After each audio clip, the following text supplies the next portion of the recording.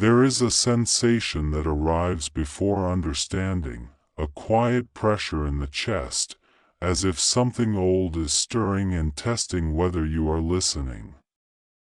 Elias felt it the night he first encountered the forbidden teaching, not through a church or a bookshop, but through a fragment copied and recopied until its edges were blurred. It spoke of a word, just one sound, that had never been meant for crowds. Not because it was fragile, but because it was dangerous to systems built on obedience. Long ago, according to the fragment, the teacher known as Yeshua did not speak only in parables. In private rooms, away from stone halls and public hillsides, he spoke differently. His voice, the text suggested, carried certainty rather than comfort. Among those present was a woman later erased from prominence, called Mara of the Coast, whose questions cut straight through ceremony. She did not ask how to please heaven. She asked how to remain untouched when unseen forces pressed against the mind. The answer was not a prayer. It was not a plea. It was a word. Elias paused every time he reached that line, because the fragment insisted on something unsettling. The word was not symbolic. It was functional.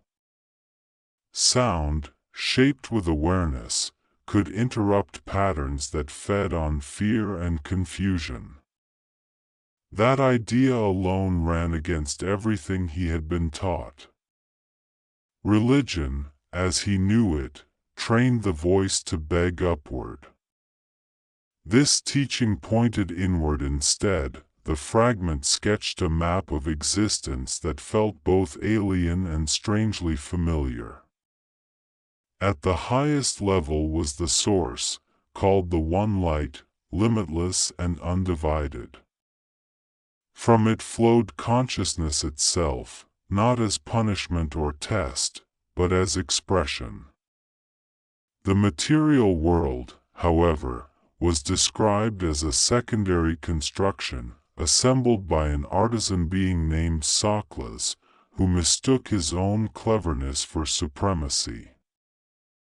Around him moved assistants, watchers who maintained the structure by recycling attention, emotion, and identity. These watchers did not torture or threaten. They distracted.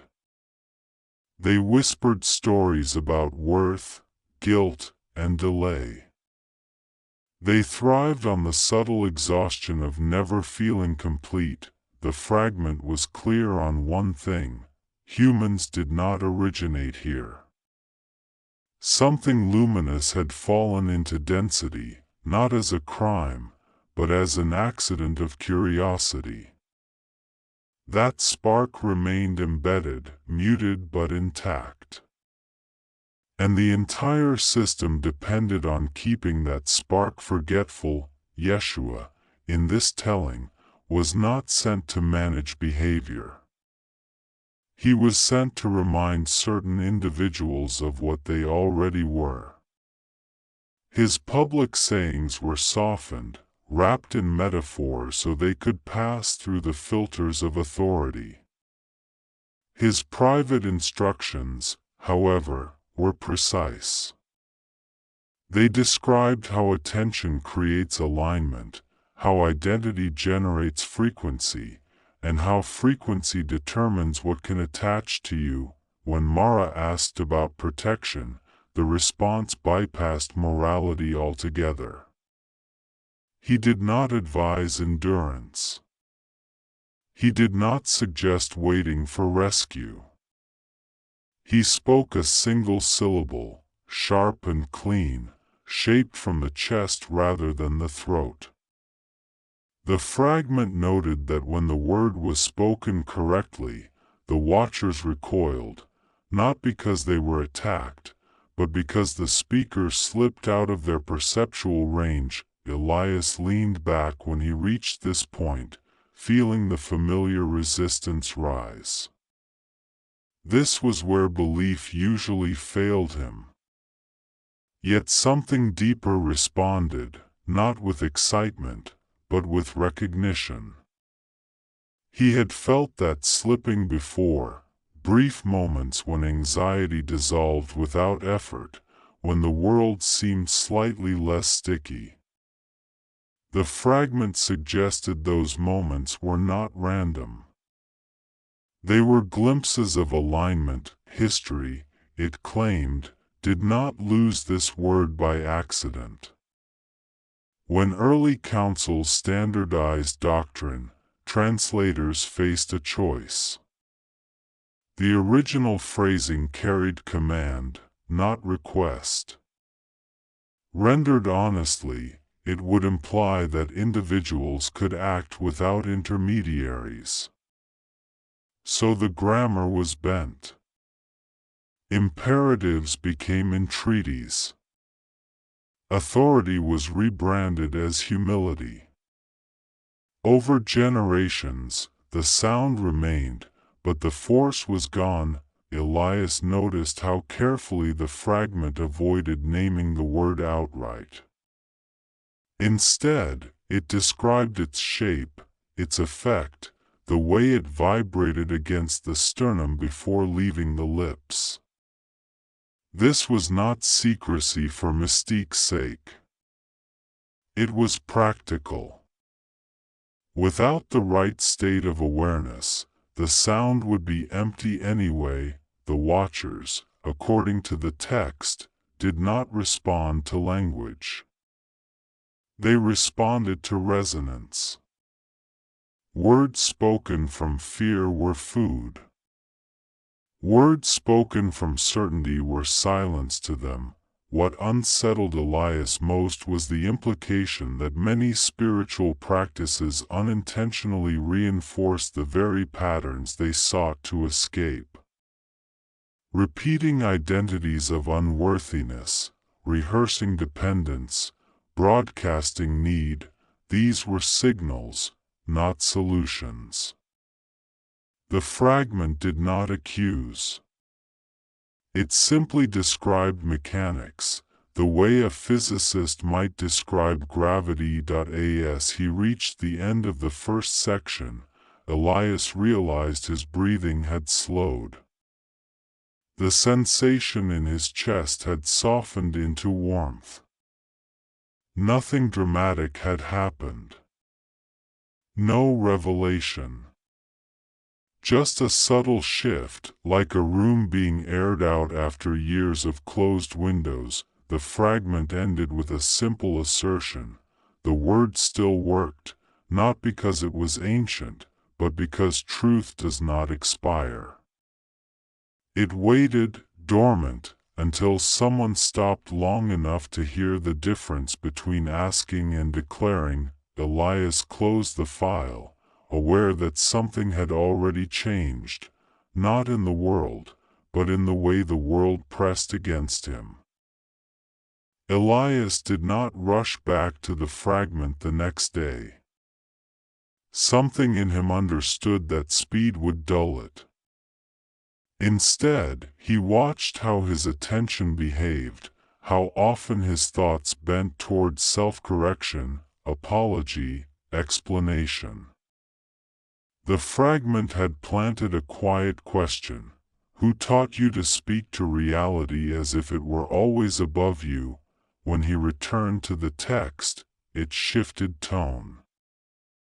The voice grew colder, almost surgical, as if emotion itself would interfere with what needed to be shown.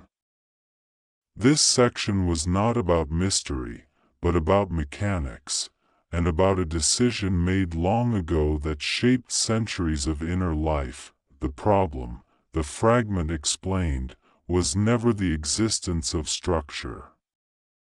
Language, ritual, community, these could have served as bridges. The fracture occurred when translation stopped serving clarity and began serving control.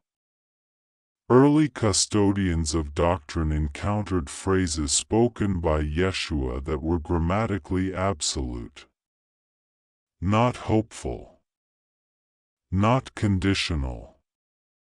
They were statements of effect, the way one might say, fire burns or light reveals, rendered faithfully. These phrases implied something radical, that alignment with the source was not mediated by rank. That authority was not granted by office. That consciousness itself, when properly recognized, carried weight. The custodians hesitated. Not out of malice at first, but out of fear. Empires require predictability. Populations are easier to guide when power flows in one direction. A teaching that returned agency inward threatened hierarchy itself. So they adjusted. The fragment detailed the process with unsettling precision.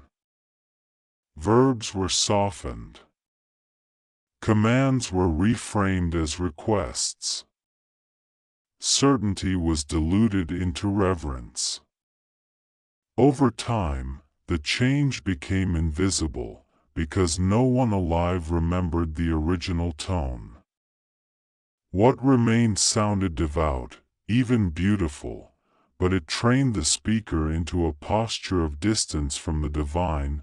Elias felt a tightening in his jaw as he read. He recognized the posture. Head bowed. Voice lowered. Inner life shaped around waiting. The fragment did not condemn this posture, it explained its consequences. When consciousness positions itself as small, it emits a frequency of incompletion. The watchers, attuned to that frequency, moved closer. This was the inversion. What was taught as humility functioned as a beacon. The fragment introduced a term rarely used elsewhere: interception. When attention moves outward as need, it travels through layers of interpretation before reaching anything real. Along the way, it is absorbed, redirected, fragmented. The speaker feels unheard and concludes they must try harder, repeat more often, submit more deeply. The loop tightens. By contrast, when awareness collapses inward into recognition, when the speaker knows rather than hopes, the signal does not travel. It stabilizes. And what does not travel cannot be intercepted. This, the fragment insisted, was why the lost word had been hidden in plain sight. Even when fragments survived, they were rendered harmless by tone alone. The sound remained, stripped of its spine. Without recognition, it was inert. Elias noticed how often the text returned to frequency, not as metaphor but as law. Thoughts were not judged by content but by coherence. Fear scattered attention. Certainty condensed it. The watchers, operating within narrow bands, could not attach to what did not oscillate in their range.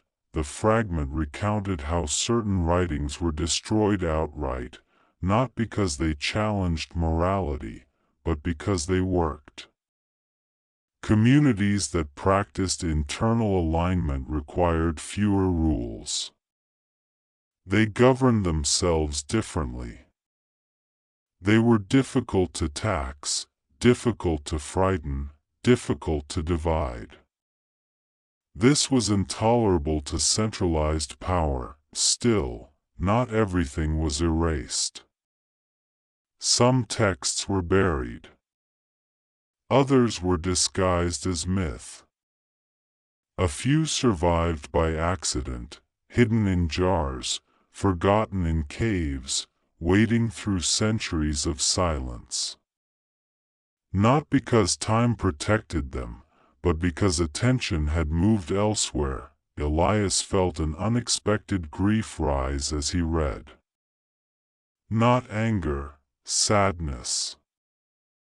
Generations trained to mistrust their own interior certainty.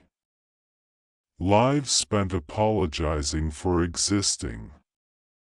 The fragment named this gently, calling it a miseducation of attention. It warned against a common trap, replacing one authority with another. The teaching was not meant to create a new hierarchy of knowing. Knowing itself was the point. No teacher could do the recognition for you.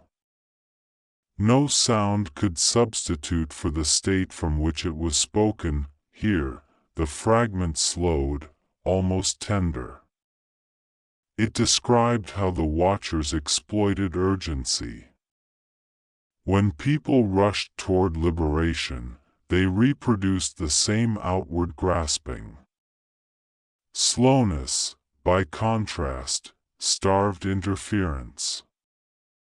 Awareness that lingered without seeking became invisible to manipulation. Elias closed his eyes, testing the idea.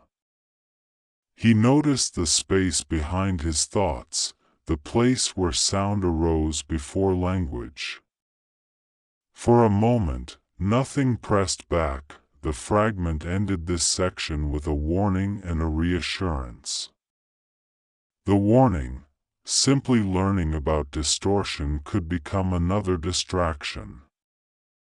Analysis alone did not shift frequency. The reassurance: recognition was not an achievement. It was a remembering, and remembering happened naturally when effort softened. The lost word, it concluded, had never truly been taken. It had only been waiting for a voice that no longer asked permission to exist.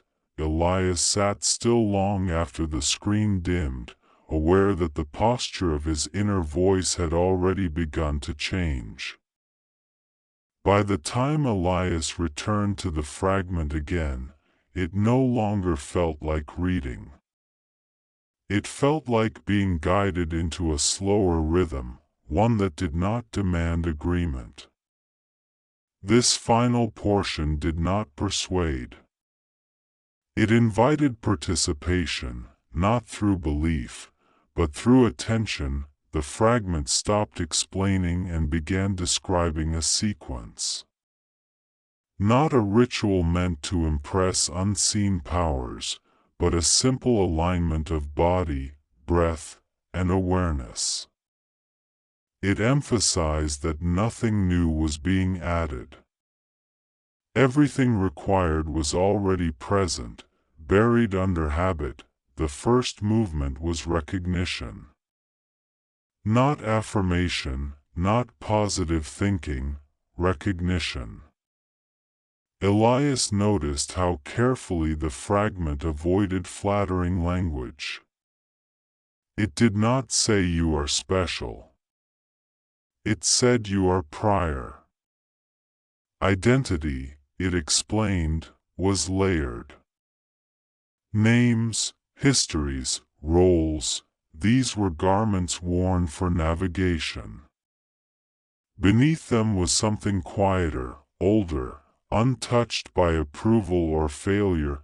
Recognition occurred when attention rested there without commentary. The fragment suggested a small experiment. Sit without preparing. Let the spine settle.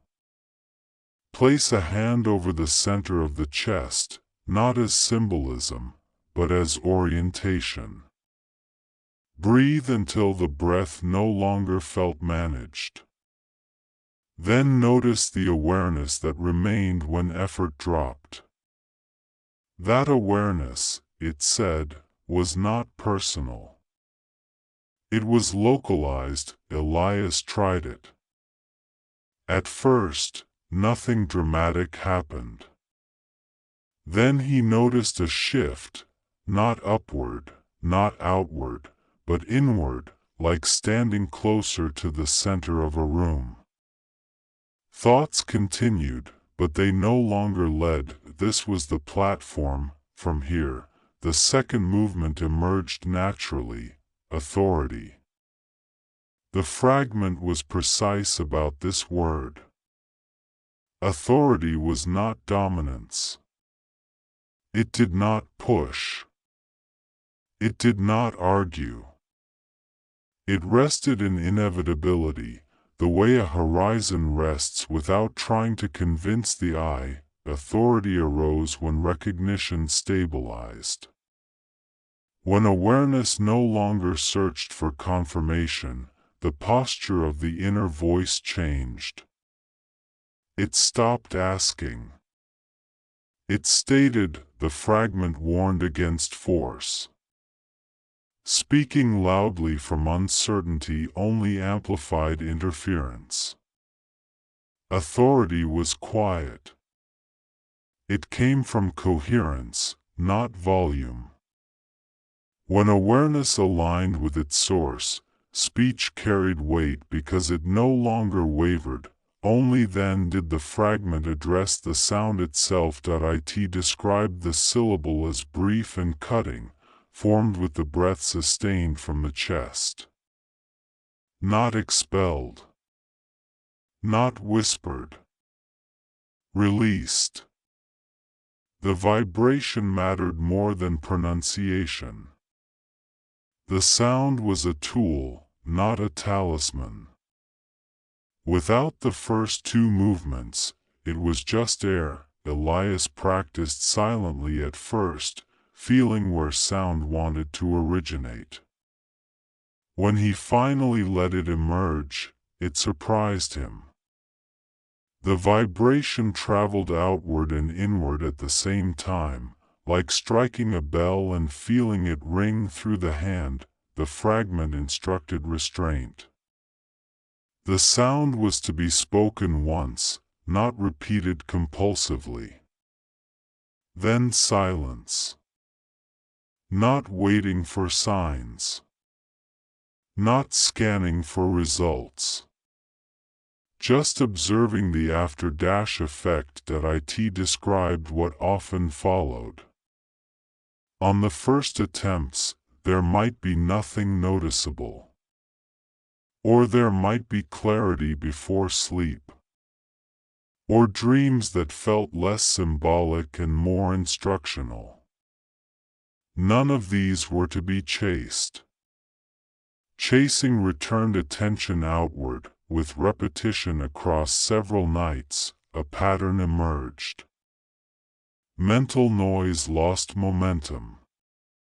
Emotional reactions softened before fully forming. Situations that once triggered self-sabotage simply didn't. The fragment explained why. The watchers did not leave dramatically. They disengaged.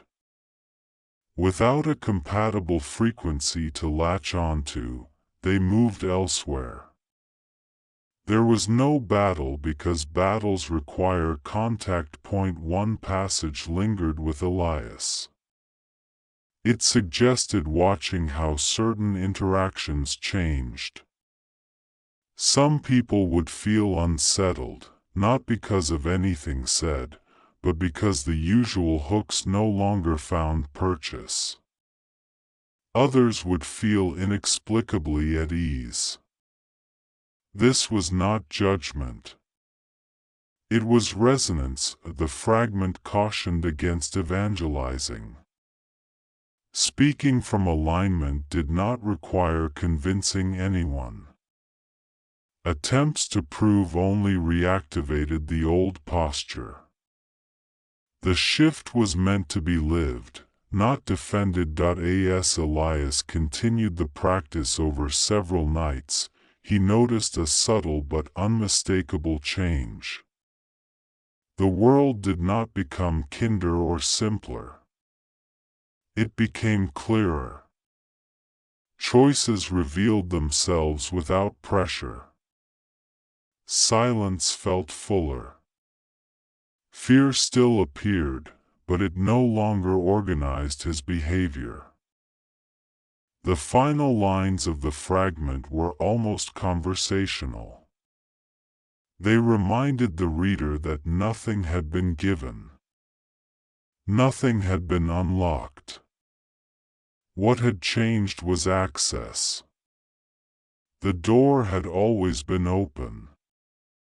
Attention had simply been trained to look elsewhere. Elias closed the file for the last time, not with reverence, but with gratitude. The sensation in his chest had become familiar now, not urgency, not awe, but steadiness. Whatever the lost word truly was, he understood why it could never belong to institutions. It belonged to moments like this, when awareness recognized itself and stopped negotiating its place in the world. Before we end, let's slow down together for a moment. What you've just heard isn't meant to sit in your head like trivia or theory. If anything in this story lingered, if you felt a quiet pause in your chest, or a strange sense of familiarity, that's the real signal. Not belief. Recognition. These stories survive because something in us responds before language catches up. You don't need to accept every detail to let the core idea work on you. Try noticing how you speak to reality this week. How often do you ask, justify, explain, or apologize internally? And what happens when you don't? Awareness alone begins to shift the posture. If this kind of storytelling resonates with you, this channel is built for that exact space, the place between myth and memory, between forgotten texts and lived experience. Subscribing helps keep this thread going, especially when these topics tend to slip past the surface of mainstream conversations. If you found value here, give the video a like, not as a favor, but as a signal. It helps this kind of content reach others who are quietly searching without quite knowing what they're looking for yet. And if someone came to mind while listening, someone who always felt a little out of place in this world, share this with them. Not to convince them of anything, just to let the frequency travel. There's more ahead. More recovered stories. More overlooked details. And more space to explore what was never truly lost, only waiting.